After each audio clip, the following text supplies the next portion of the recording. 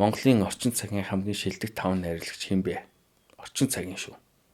Батүлж яах? Сингд орж. Дэлгүр баяр. Тамир. Таван баяр. Би одоо гинжин юу гэж боддог гэж хаа.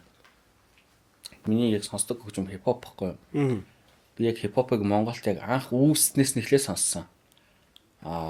Ерөнхийдөө сонсч явсан хөгжим дундаас гинт нэг юм өөр юм тий нэг өөр амт одоо мэдрүүлсэн гинжин. Яг би бол гинжинг нэг тийм сайн мэдэхгүй.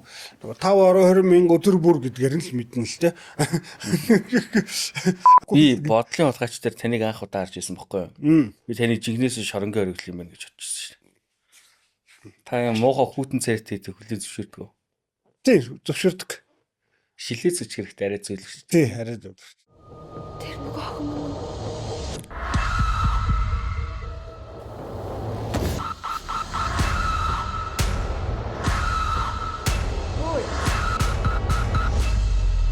Чиний гондоос нэгний сүнс чамааг өргөлдөөдөг гэвэл чи хийдэг.